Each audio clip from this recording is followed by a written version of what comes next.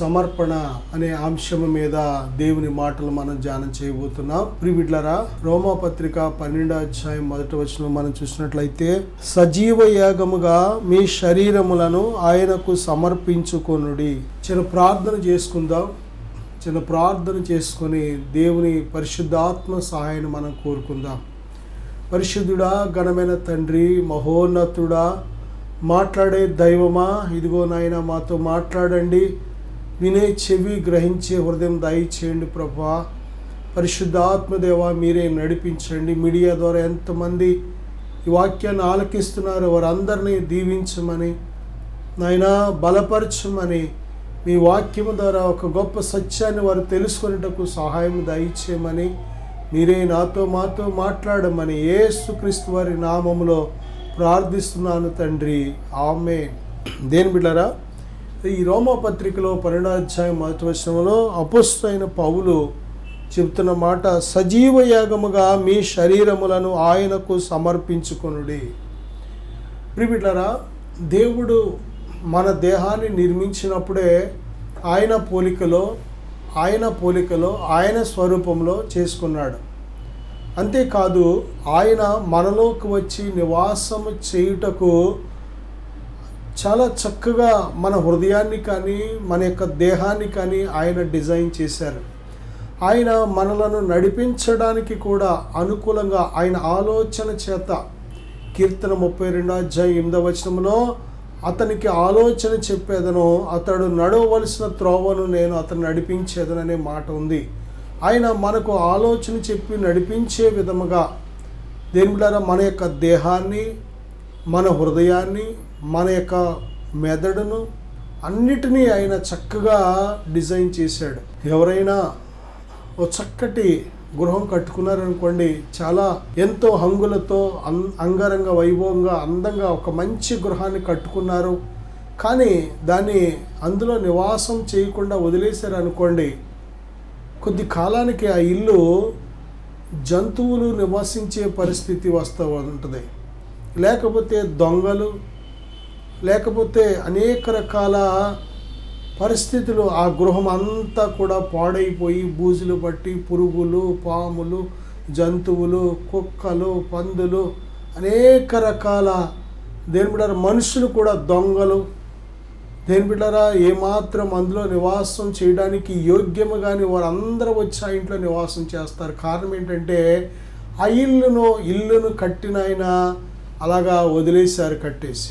దేనిబిడ్డారా, దేవుడు మన దేహం అనే ఇంటిని, మన యొక్క హృదయం అనే ఇంటిని ఆయన చక్కగా అందంగా నిర్మించి మనకిచ్చాడు. దేవుడు మన దేహం మనము ఎలాగ నడిపించుకోవాలో అలాగ నడిపించుకోవచ్చు. మన హృదయం ఎలాగ నడిపించుకోవాలో అలాగ నడిపించుకోవచ్చు. ఎందుకంటే మన దేహం, మన జీవితం, మన హృదయం, మన ఆలోచనలు అన్నిటి మీద దేవుడు మనకు స్వతంత్రతనిచ్చాడు. అంతేకాదు, మన ముందు మంచి చెడు రెండూ పెట్టాడు. జీవము మరణము రెండూ పెట్టాడు. సత్యము అసత్యము రెండూ పెట్టాడు.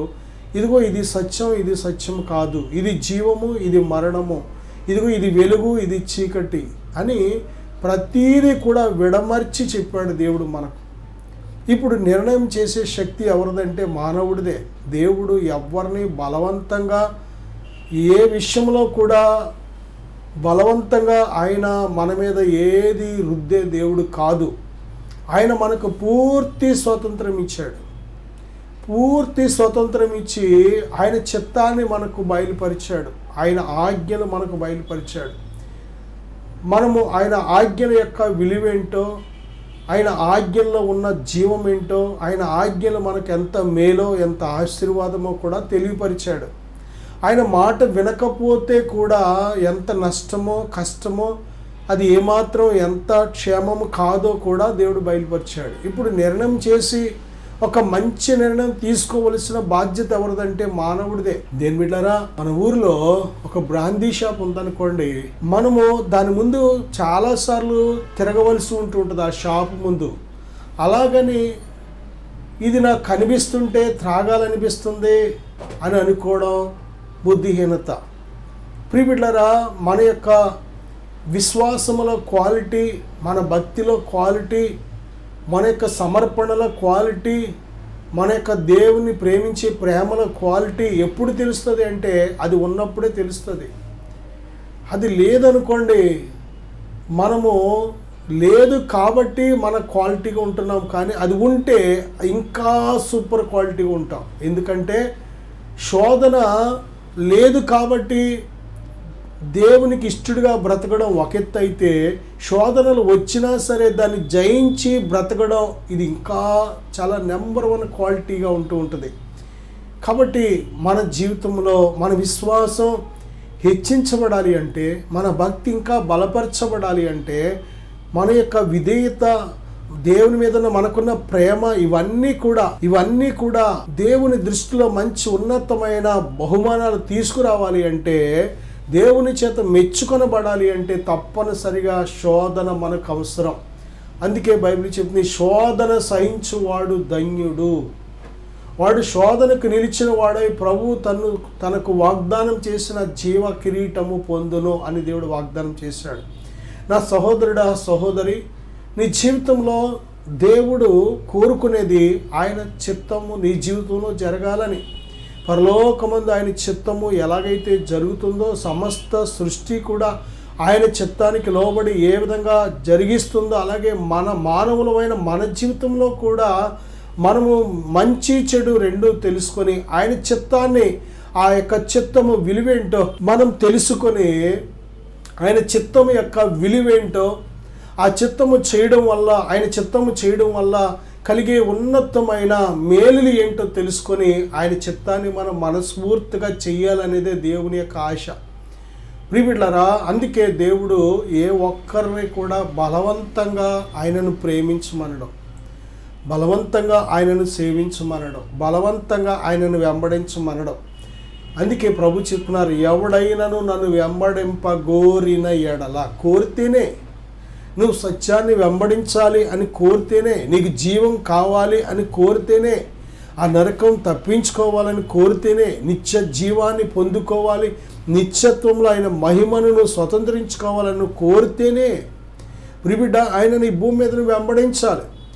దేని బిడ్డలారా, నాకు నిత్యరాజ్యం అక్కర్లేదు, నా క్రియలను బట్టి నాకు ఎటువంటి తీర్పు వస్తే ఆ తీర్పుకి నేను సిద్ధంగా ఉన్నాను అనుకొని మనం డిసైడ్ అయిపోతే దేవుడు ఎప్పటికీ రక్షించలేడు. మనం మరణాన్నే కోరుకుంటే ఇక దేవుడు రక్షించడానికి ఉండదు.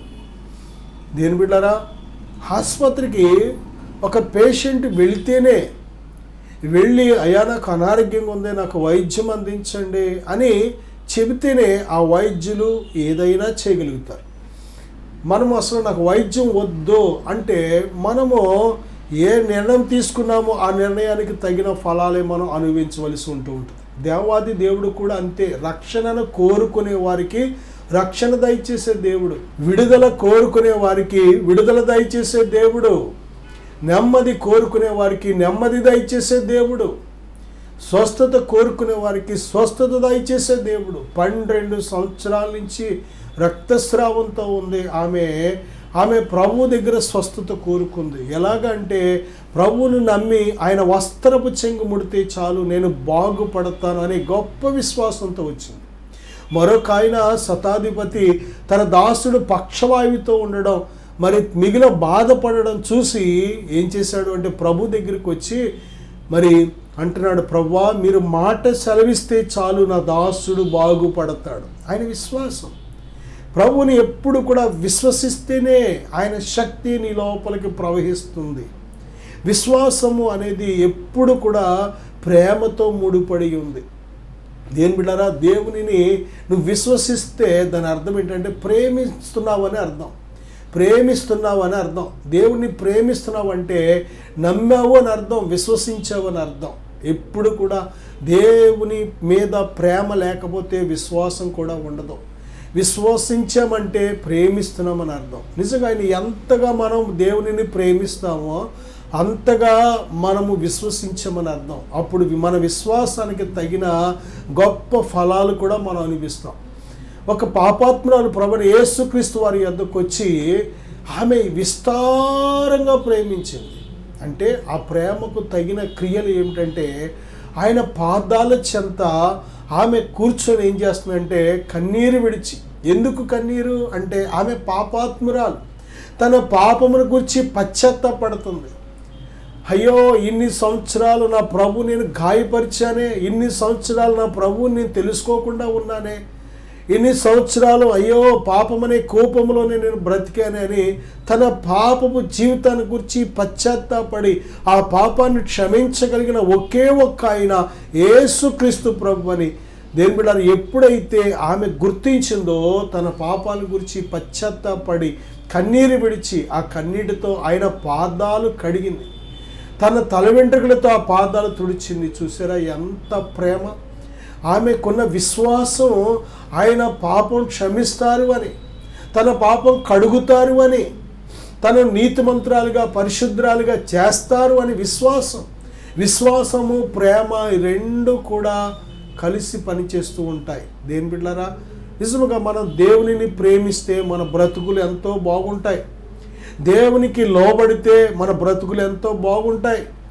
దేవుని చిత్తాన్ని తెలుసుకొని ఆయన చిత్తంలో నడిస్తే మన బ్రతుకులు ఎంతో బాగుంటాయి.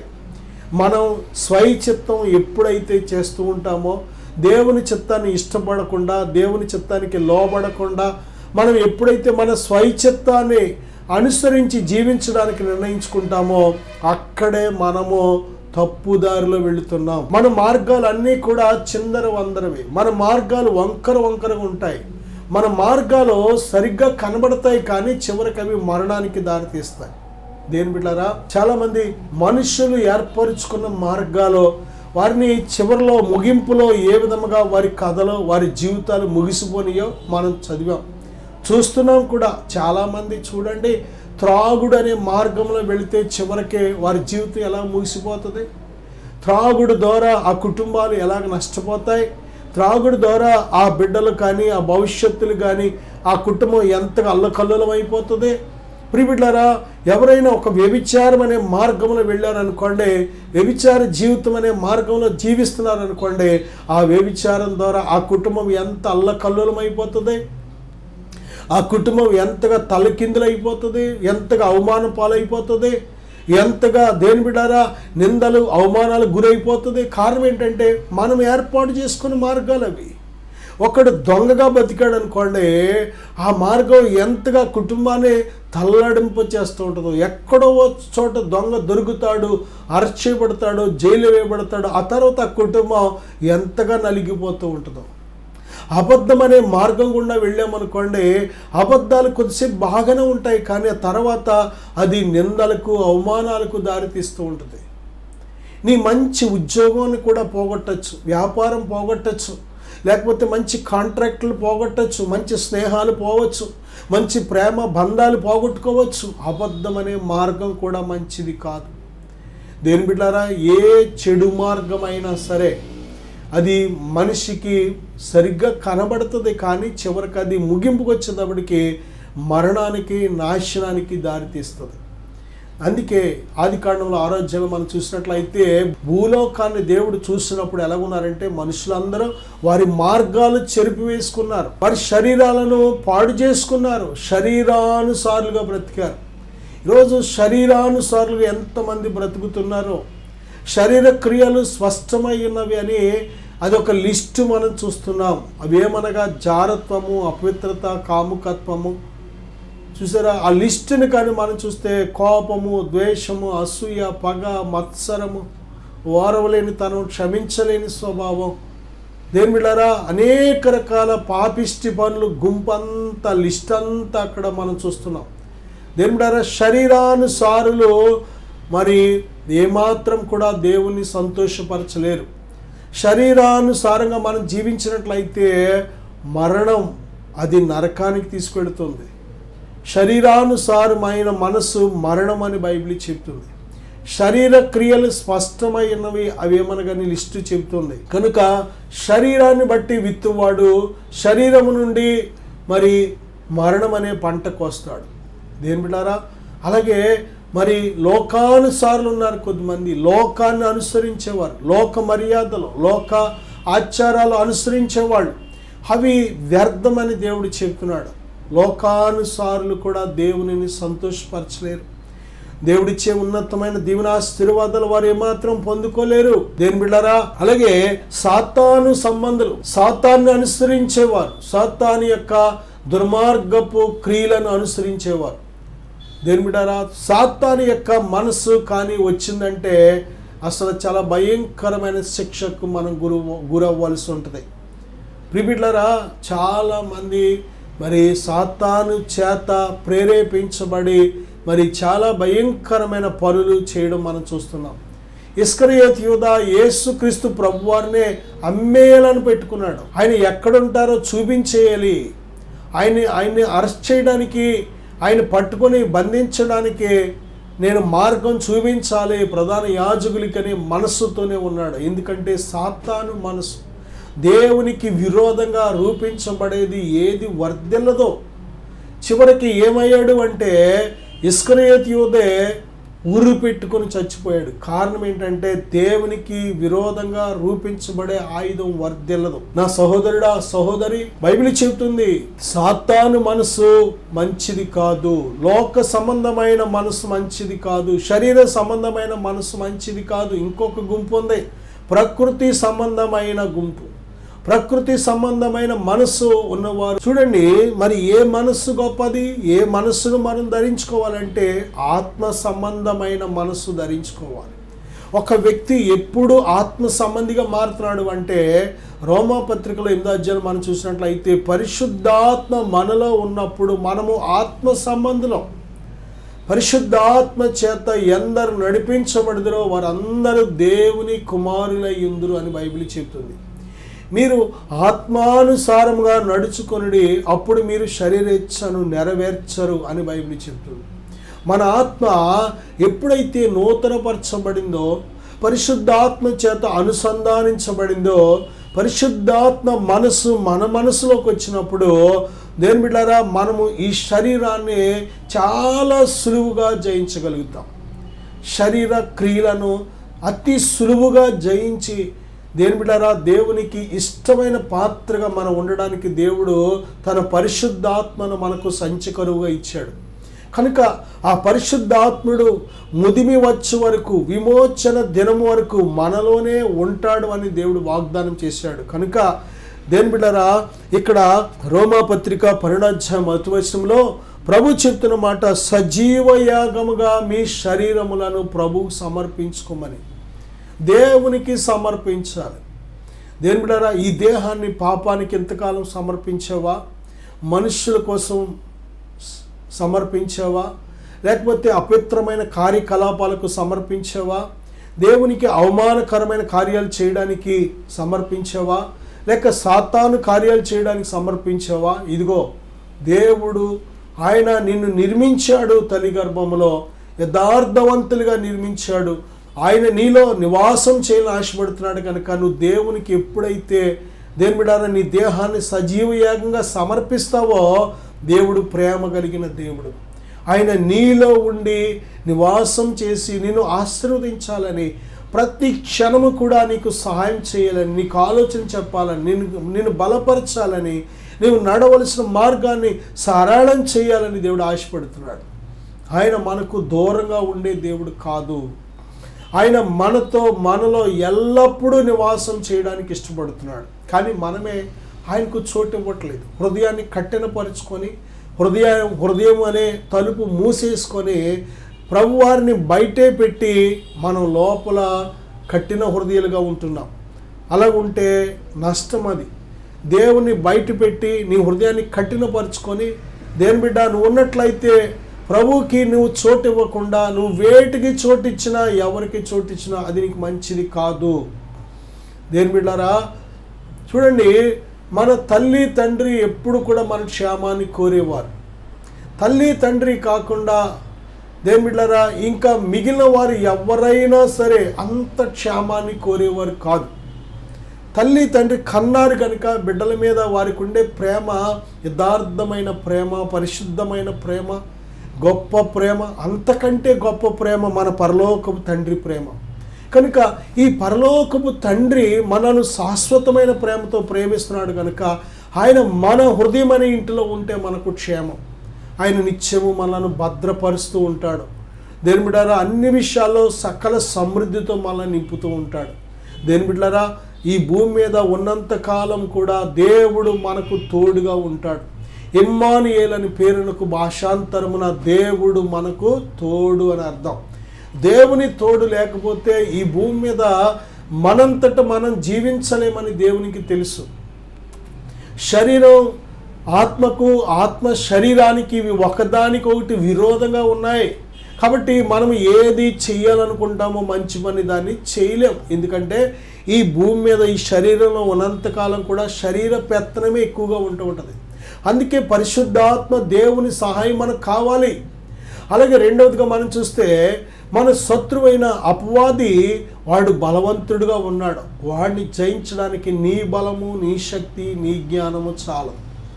అందుకే దేవుని ఎరుగని పిల్లల మీద, దేవుడు లేని పిల్లల మీద చాలా స్పీడ్గా బలవంతంగా వెళ్ళి వారి మీద దాడి చేస్తూ ఉంటాడు.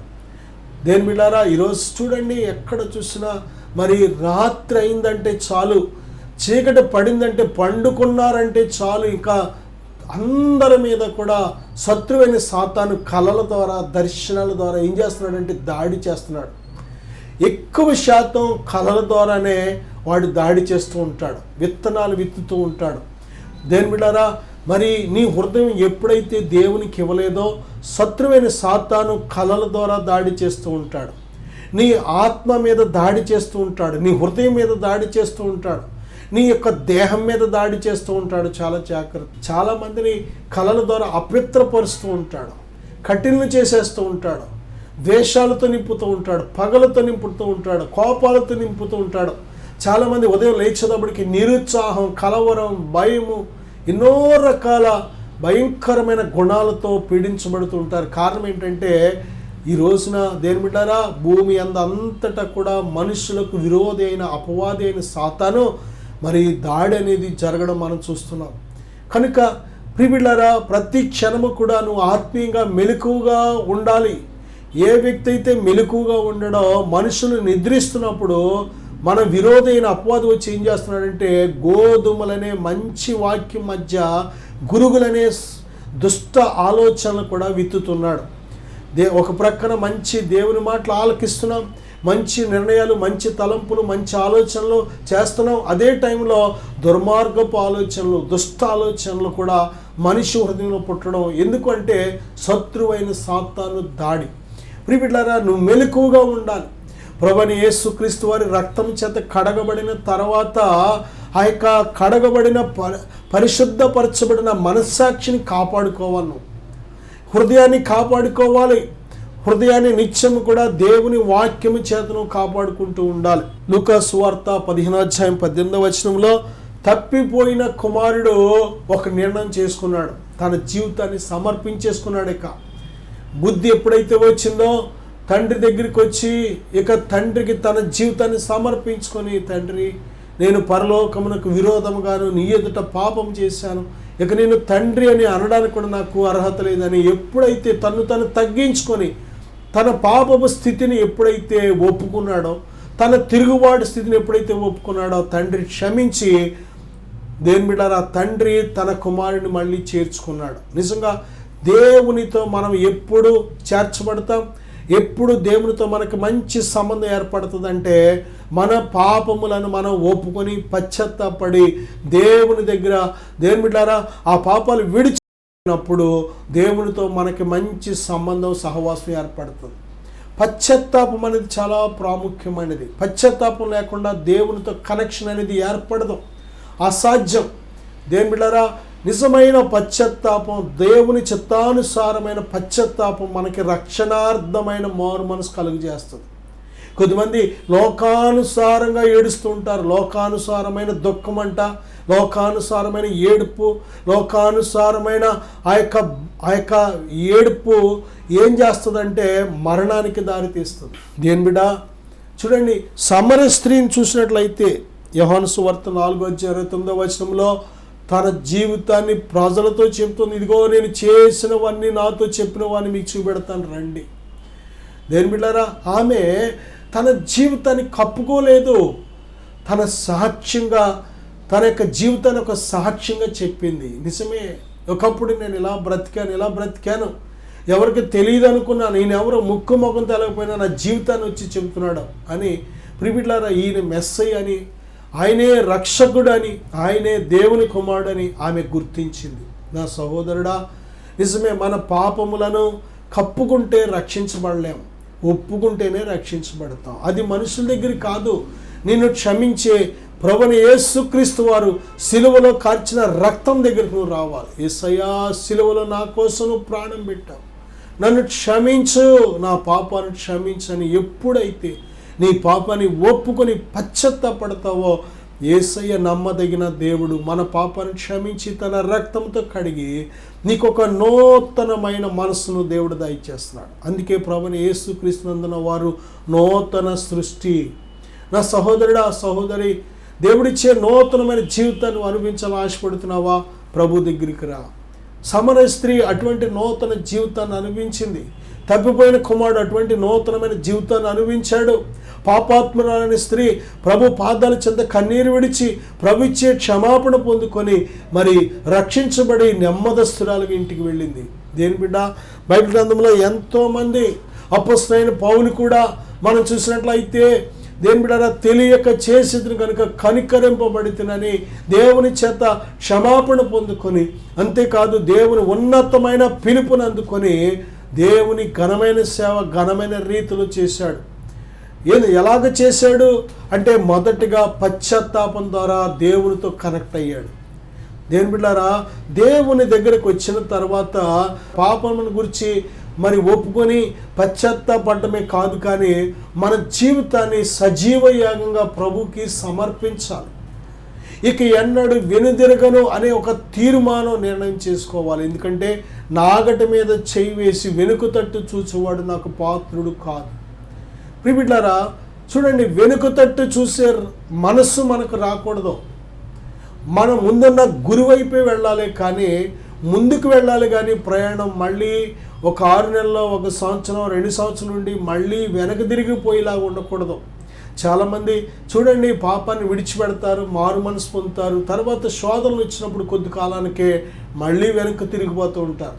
ఏ త్రాగుడైతే విడిచిపెట్టారో మళ్ళీ ఆ త్రాగుడు త్రాగేస్తూ ఉంటారు. ఏ పాపం అయితే విడిచిపెట్టారో ఆ పాపాన్ని మళ్ళీ కొనసాగిస్తూ ఉంటారు. అలా ఉండకూడదు. బైబిల్ చెప్తుంది, కుక్క తన వాంతికి తిరిగినట్టు, కడగబడిన పంది మళ్ళీ బురదలో దొర్లినట్లు. అసలు అటువంటి మనసు రానివ్వకూడదు. కక్కేసిన దాన్ని మళ్ళీ తినడానికి ఏమాత్రము కూడా మరి వెళ్ళకూడదు. ప్రతి విషయంలో కూడా నీవు ఎప్పుడైతే దేవుని చిత్తానికి లోబడతావో, దేవుడు తన ఆత్మశక్తి చేత నింపి నిన్ను తలగా బహుగా దీవిస్తాడు. చిన్న ప్రార్థన చేద్దాం. పరిశుద్ధుడా, ప్రేమగల తండ్రి, వాక్యం ఆలకించిన ప్రతి బిడ్డను ఇప్పుడే దీవించు నాయన. మీ సంపూర్ణ చిత్తులకు నడిపించండి. వారి దేహము మీరు నివసిస్తున్న దేవాలయం కనుక ప్రభువా, ఇదిగో తండ్రి, వారి దేహాల్లో మీరు నివసించండి నాయన. మీరు నివసించే పాత్రలుగా వారి దేహాలు సిద్ధపరచండి. వారి ఆలోచనను కడగండి నాయన. మీకు విరోధంగా ఆయాసకరమైనది ఏది ఉన్నా దయతో క్షమించండి. వారిని బట్టి మీ నామం మహిమపరచబడుటకు ఘనమైన పాత్రలుగా సిద్ధపరచమని, దీవించుమని యేసుక్రీస్తు వారి నామంలో ప్రార్థిస్తున్నాను తండ్రి. ఆమేన్. God bless you.